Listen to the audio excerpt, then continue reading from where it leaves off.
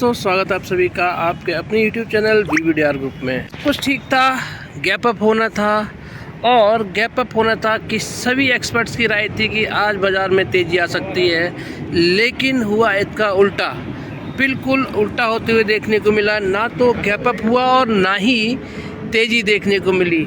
हुआ क्या, एक बड़ी गिरावट हमें देखने को मिली, लेकिन जवाब किसी के पास नहीं था कि मार्केट गिरा क्यों। सब कुछ डिस्कस करेंगे कि मार्केट क्यों गिरा, क्या कारण रहे मार्केट के गिरने के आज, और कल क्या होगा। क्या मार्केट में कल भी गिरावट जारी रहेगी या फिर कल मार्केट बाउंस बैक करेगा। तो वीडियो में अंत तक बने रहिएगा। शुरू करते हैं वीडियो को, और सब्सक्राइब वाला बटन दबा दीजिएगा, साथ में घंटे वाला भी बेल आइकन भी दबाइएगा, जिससे कि सारी न्यूज़ आप तक पहुंचती रहे। क्योंकि मैं सिर्फ एक वीडियो आपके साथ में शेयर करता हूं, उस वीडियो में सब कुछ रहता है और उस वीडियो के अलावा आपको किसी दूसरी वीडियो देखने की ज़रूरत नहीं है। कारण उसका ये है कि अगर एक भी बड़ी न्यूज़ छूट जाती है तो उसकी वजह से एक बड़ी गिरावट या बड़ी तेज़ी आपको मार्केट में देखने को मिलती है। वही उदाहरण कल देखने को मिला। एक न्यूज़ छुटी सबसे और उसका असर देखने को मिला आज शेयर मार्केट पे। नतीजा ये हुआ कि बड़ी गिरावट। तो आपकी स्क्रीन पर कारण समझ में आ गया है कि क्यों मार्केट गिरी थी आज, सब कुछ पॉजिटिव होने के बावजूद भी। तो जो मार्केट गिरने का रीज़न था कि जो हमारी फाइनेंस मिनिस्टर हैं, भारत की फाइनेंस मिनिस्टर निर्मला सीतारमण जी, उनके ऊपर FIR लॉज हुई थी कर्नाटक सरकार के द्वारा। किसके संदर्भ में? इलेक्टोरल बॉन्ड्स के संदर्भ में। तो उसमें क्या है, उसकी वजह से मार्केट ने इसको पूरी तरह से नेगेटिव लिया और नेगेटिव लेने की वजह से गैप अप होने की बजाय गैप डाउन हुआ। क्योंकि फाइनेंस मिनिस्टर हैं, जो बजट पेश करती हैं, देश की नीति पॉलिसी बनाती हैं, उन्हीं पर ही केस फाइल कर दिया गया दोस्तों। तो इसी वजह से मार्केट ने इसको नेगेटिव लिया, नेगेटिवली रिएक्ट किया। आप देख सकते हैं स्क्रीन पर कि what is electoral bonds, extortion complaint that led to fire against Sitharaman BJP office. तो ये बड़ा कारण रहा आज की गिरावट का। तो आप देख सकते हैं fire lodged against Nirmala Sitharaman based on Bengaluru court, sorry Karnataka नहीं, बेंगलुरु कोर्ट के ज़रिए के थ्रू ये FIR लिखी गई थी निर्मला सीतारमन जी के अगेंस्ट में over electoral bond scheme. Electoral bond schemes की वजह से क्या हुआ, उन पर FIR कर दी गई, जिसकी वजह से क्या है, शेयर मार्केट ने पूरी तरह से नेगेटिव लिया और आज एक बड़ी गिरावट हमें देखने को मिली, जिसकी कोई उम्मीद भी नहीं थी। हालांकि मैंने कल आपको बता दिया था कि किन पैरामीटर्स पे ध्यान रखना है, जिनकी वजह से मार्केट में उलटफेर हो सकता है। एक तो इज़राइल और जो हूतीज़ के बीच में जो चल रहा था, जो हिजबुल्लाह के बीच में जंग चल रही थी, उसकी वजह से नेगेटिव थी। और दूसरी खबर ये आ गई, FIR हो गई निर्मला सीतारमण जी के ऊपर, जिसकी वजह से मार्केट ने पूरी तरह से, तो क्या हुआ, डबल नेगेटिव न्यूज़ मिल गई मार्केट को और मार्केट ने नेगेटिवली रिएक्ट किया। तो क्या खबर थी पूरी, ये थी कि a case has been filed against FM Nirmala Sitharaman and several others over the now defunct electoral bonds scheme following a Bengaluru courts order. Bengaluru court के से FIR लिखने के, FIR करने के आदेश हुए थे, जिसकी वजह से क्या हुआ, इन पर FIR की गई। और FIR में क्या क्या धाराएं थी, an FIR has been lodged under various sections, बहुत सारी धाराएं लगाई गई थी of the Indian penal code IPC के जरिए, including 384 extortion, 120 criminal conspiracy and 34 acts by multiple individuals with a shared intent, police said according to new agency PTI। Source आपके सामने है। तो ये धाराएं लगाई गई थी और FIR कर दी गई थी।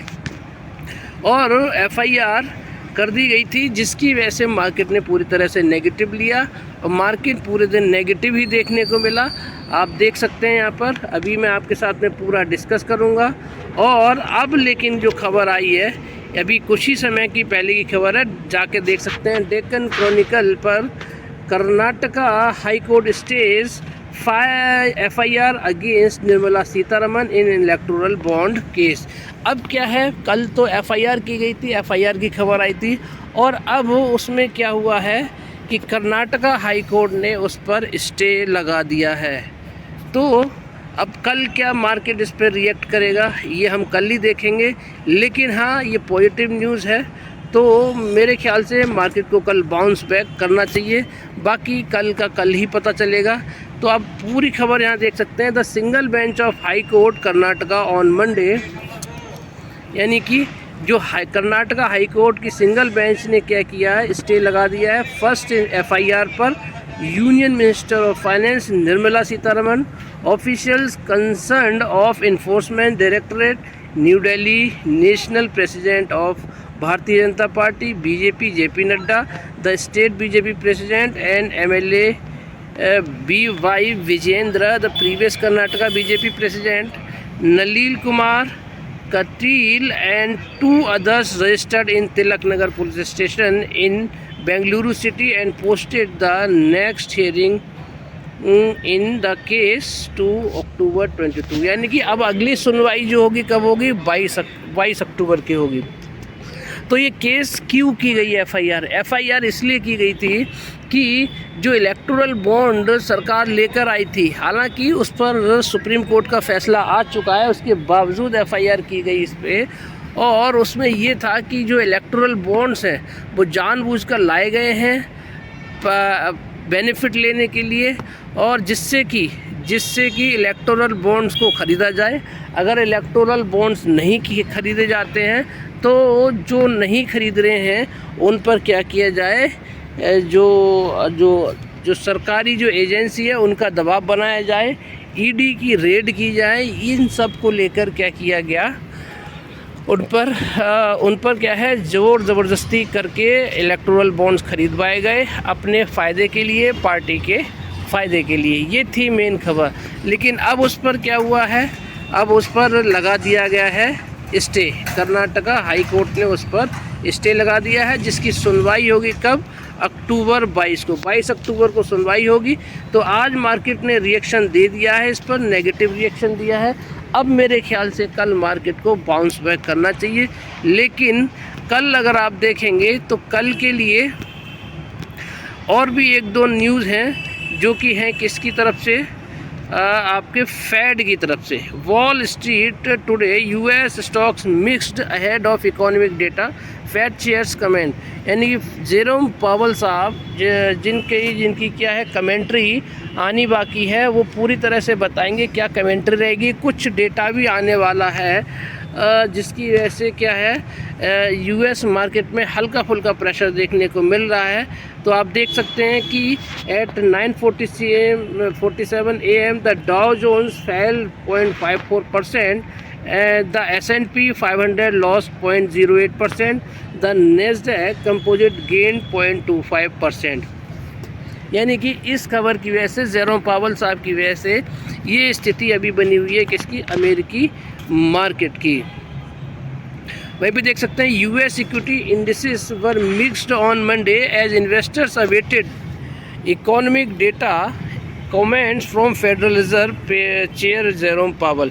यानी कि जो US की जो मार्केट है वो क्या है, मंडे को मिक्स देखी गई। इक्विटी जो IT स्टॉक्स थे उनमें हल्की फुल्की तेज़ी देखने को मिल रही थी, डाउ जोन्स में गिरावट देखने को मिल रही थी, क्योंकि जो इन्वेस्टर्स हैं वो क्या कर रहे हैं, इकोनॉमिक डेटा जो आने वाला है और जो कमेंट आने वाला है फेडरल रिजर्व चेयर जेरोम पावल साहब का, इसी वजह से क्या है, अभी क्या है कि मार्केट को इंतज़ार है, इसीलिए कोई भी डिसीसिव मूव नहीं आ रहा है मार्केट में। तो कल इस पर नज़र बना के रखिएगा कि फेड क्या बोलता है, उसी के हिसाब से मार्केट रिएक्ट करता हुआ नज़र आएगा। तो आप देख सकते हैं कि इन द वीक अहेड, आगे हफ्ते में क्या होने वाला, several economic data including jobs report for September, यानी कि जो डेटा आने वाले हैं वो पूरे हफ्ते मार्केट पे असर डालते हुए दिखाई देंगे। जो अमेरिका का जॉब रिपोर्ट आने वाली है सितंबर की, S&P मैन्युफैक्चरिंग आने वाला है, सर्विसेज PMI आना है जो कि अभी पेंडिंग में है।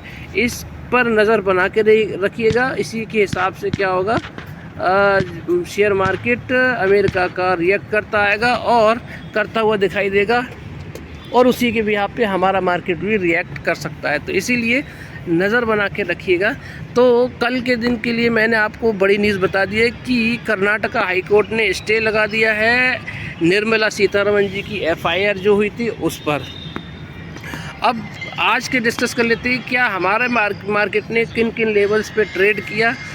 गैप अप होना था, गैप अप नहीं हुआ, और अभी क्लोजिंग कहाँ दी है, लगभग 1.5% के आसपास क्लोजिंग दी है। 25,810 पर 368 की बड़ी गिरावट के साथ में हमारी निफ्टी ने।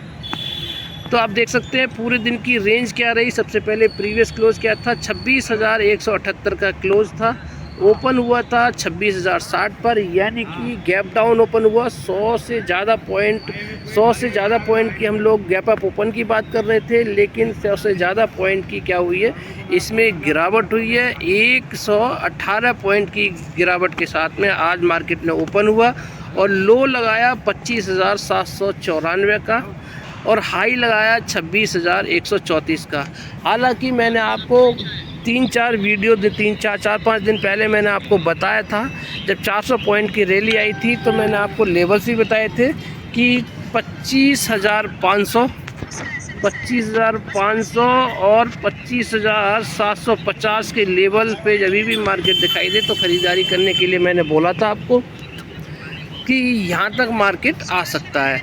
तो 25,794 का आज लो लगा दिया है इसने मार्केट ने, और यहाँ से अगर रिकवरी कर लेता है मार्केट तो हमें एक बड़ी तेज़ी की तरफ जाते हुए दिखाई देंगे। अब जो है, जो इज़राइल और जो हिजबुल्लाह की लड़ाई थी वो भी ठंडी हो चुकी है, पुरानी हो चुकी है। 2-3 दिन न्यूज़ को हो चुके हैं। फ्राइडे को आई थी, और इस वाले केस में भी, निर्मला सीतारमण जी वाले केस में भी 22 अक्टूबर को सुनवाई होनी है। तो इसीलिए क्या है, अब मार्केट नॉर्मल हो चुका है तो मार्केट को बाउंस बैक करना चाहिए। लेकिन बाकी पैरामीटर्स हम लोग देख लेते हैं कि कल के लिए क्या पैरामीटर्स बन रहे हैं। तो 25,810 पे आप देख लीजिए, अभी मार्केट ने क्लोजिंग दिया है हमारी निफ्टी ने, लेकिन इंडिया विक्स में तेज़ी आ चुकी है, थोड़ा सा नेगेटिव है। वहीं पे डाउ जोन्स को अगर आप देखेंगे तो गिरावट के साथ ट्रेड कर रहा है। नेस्डैक में हल्की फुल्की फ्लैट टू पॉजिटिव देखने को मिल रहा है, यानी कि अमेरिका के IT स्टॉक्स में।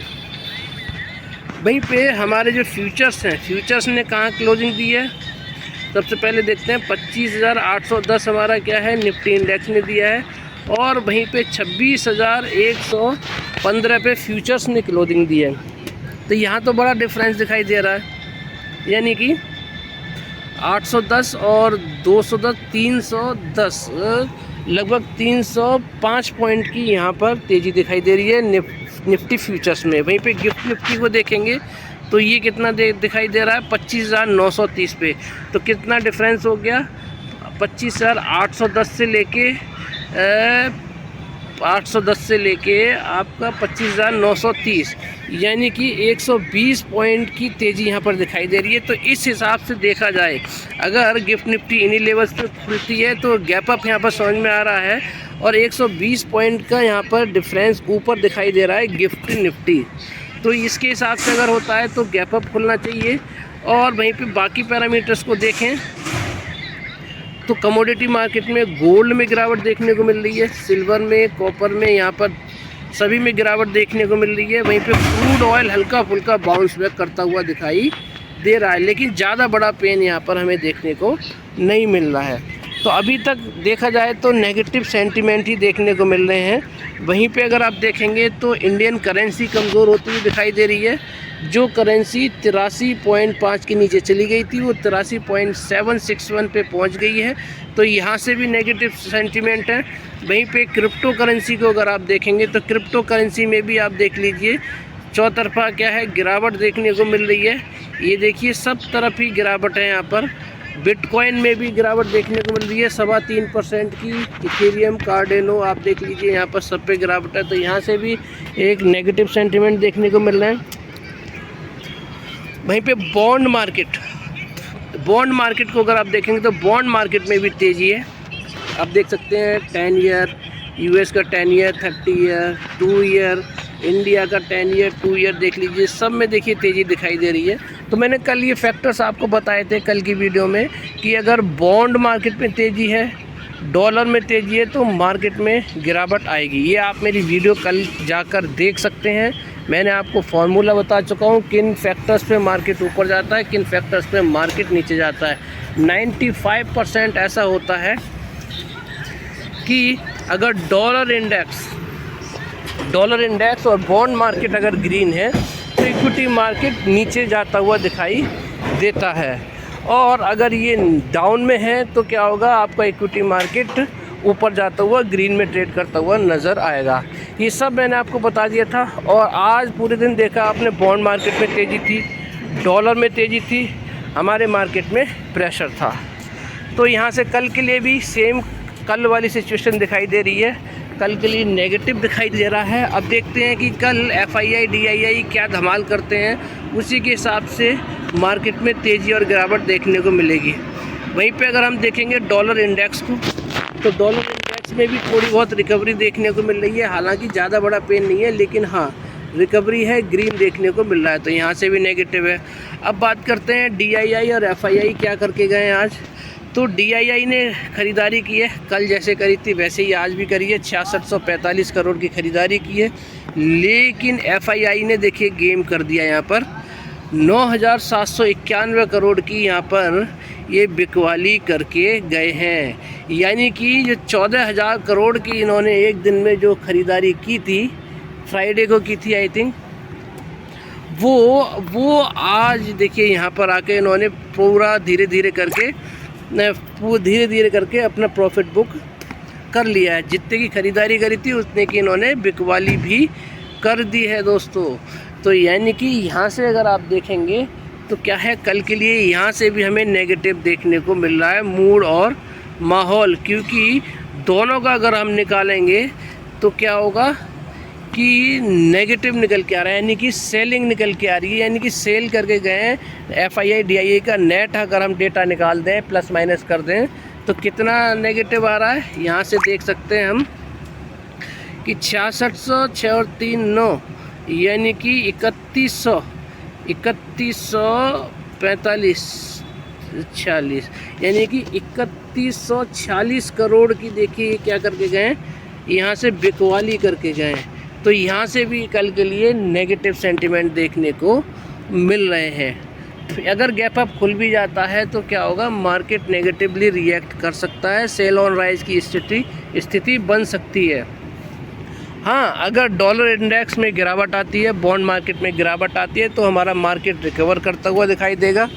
और जो FII DII हैं वो भी ख़रीदारी करते हुए नज़र आएंगे, यानी FII फिर ख़रीदारी कर सकते हैं। तो यहाँ से क्या है, सेंटिमेंट अभी तक हमारे लिए इन नेगेटिव हैं। तो कल के लिए मार्केट पे नज़र बना के रखिएगा, थोड़ा सतर्क रहिएगा, जिससे कि किसी बड़े लॉस में कोई आपका प्रॉफिट बड़े लॉस में जाता हुआ दिखाई ना दे। अब बात करते हैं 5 स्टॉक्स की। कल का मैंने निफ्टी का पूरा मूड और माहौल बता दिया है, पूरे दिन क्या होने वाला है। अभी तक सारे सेंटिमेंट नेगेटिव हैं, और अगर बॉन्ड मार्केट और डॉलर इंडेक्स नेगेटिव है तो हम रिकवर करेंगे, और वहीं पे ये फिर से पॉजिटिव हो जाते हैं तो मार्केट फिर से रेड में ट्रेड करता हुआ नज़र आएगा। अब बात करते हैं 5 स्टॉक्स की। सबसे पहले टाटा पावर को ले लेते हैं। टाटा पावर देखिए मजबूत स्टॉक है, अभी भी मजबूती बना रहा है। और अगर आप देखेंगे तो आज के दिन इतनी बड़ी गिरावट 1.25% 1.5% के करीब निफ्टी में गिरावट है, लेकिन इसने कितनी 0.60% की आसपास में क्लोजिंग दी है नेगेटिव, यानी कि 2.9 पॉइंट की गिरावट के साथ में। वहीं पे अगर हाई देखेंगे इसका तो 489 रुपीज़ का हाई भी लगाया है, और क्लोज़ कितना था 485 का था, लो लगाया 473 का।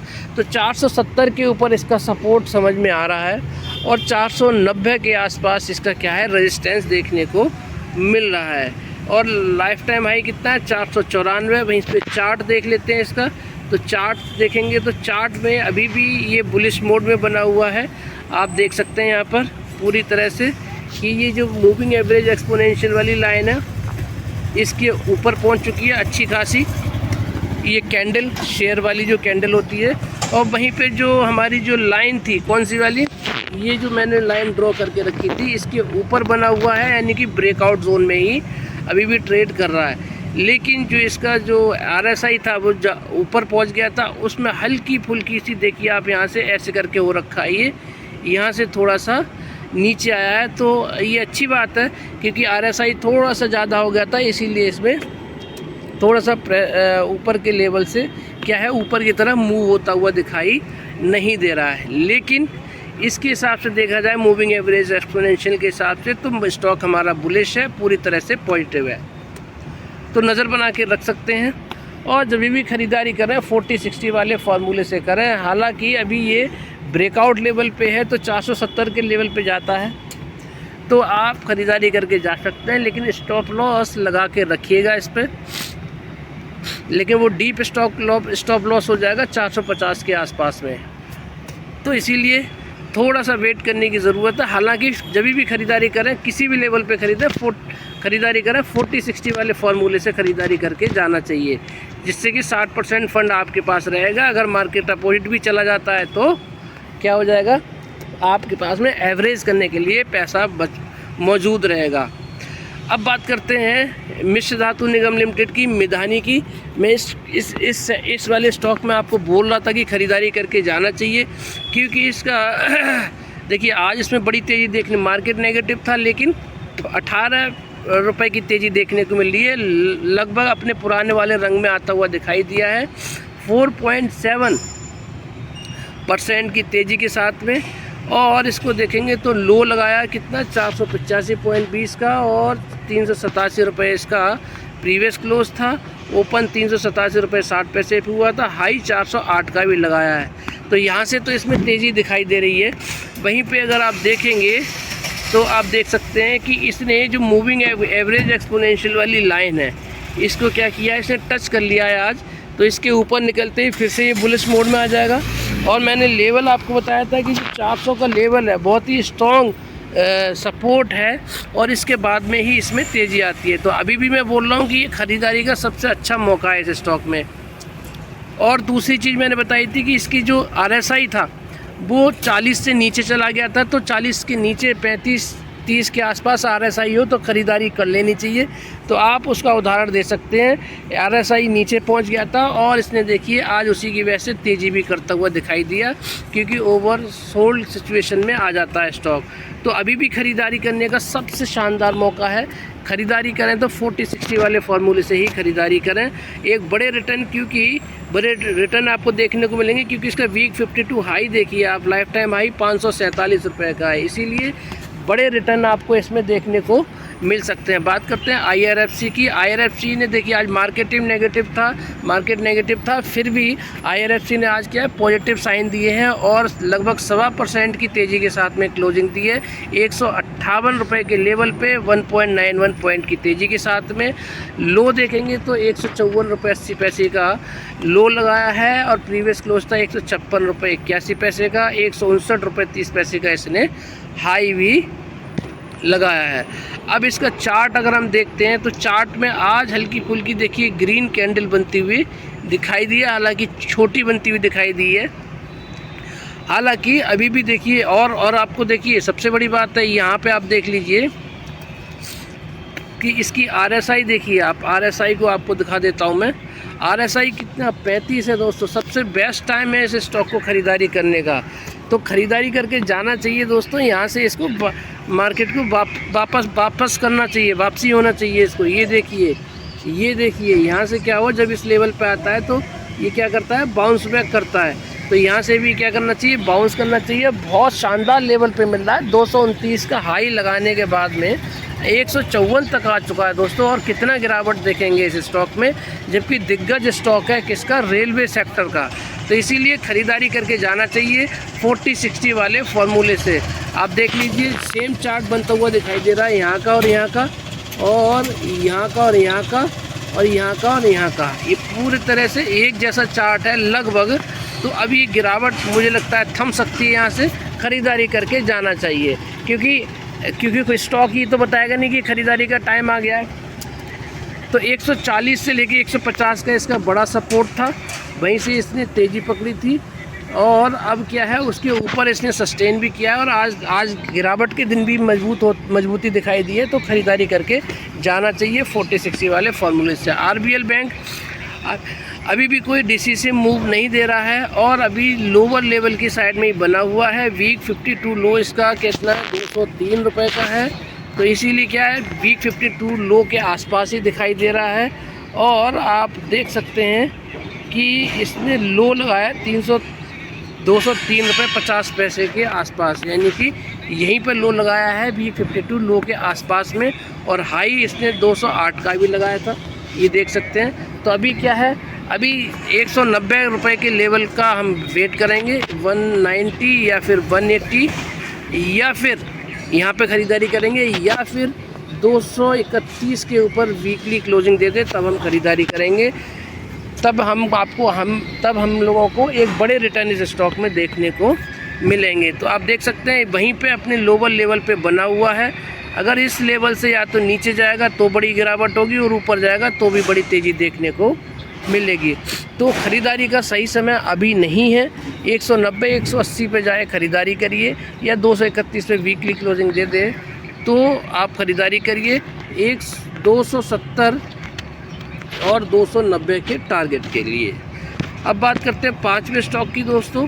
ये देखिए आज इसमें बड़ी तेज़ी देखने को मिली, जिस स्टॉक में 5% की बड़ी तेज़ी देखने को मिली, 8 रुपये 58 पैसे की।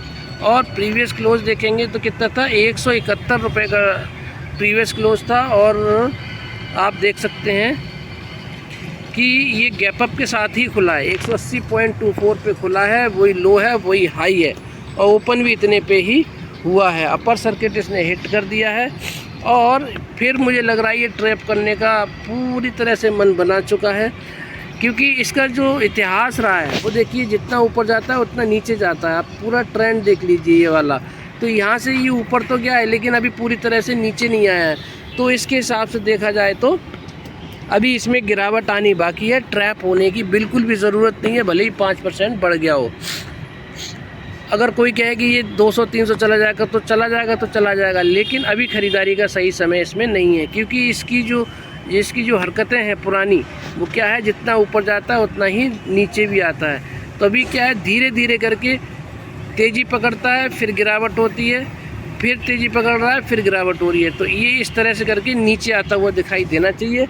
और जब तक ये 100 रुपये के लेवल पे नहीं आएगा हम इसमें ख़रीदारी नहीं करेंगे और उसका हमें वेट करना चाहिए, क्योंकि ये बड़े रिटर्न हमें देकर जाएगा, 100 रुपये के हमें रिस्क रिवार्ड देकर जाएगा। इसीलिए क्या है स्टॉक बहुत शानदार है, अभी तक मैंने हटाया नहीं है, इतना बढ़ने के बावजूद भी। जब 50 रुपये 55 रुपये के लेवल पे था तब मैंने ख़रीदारी के लिए बोला था, और 71 पे जब आया था तब मैंने 150 के टारगेट दिए थे। 150 के बाद में 194 तक गया और अभी इसने हाई 192 तक गया, और उसके बाद में अभी क्या है ये धीरे धीरे करके नीचे आ रहा है। हम वेट करेंगे 100 रुपये का, 100 रुपये के या 90 रुपये के आसपास आएगा तो ख़रीदारी करके जाएंगे 200 रुपये के टारगेट के लिए। तो ये था मेरा आज का एनालिसिस। वीडियो अच्छी लगी तो लाइक शेयर सब्सक्राइब करना मत भूलिएगा। आप सभी का दिन शुभ रहे। जय श्री राम, जय श्री श्याम, राधे राधे।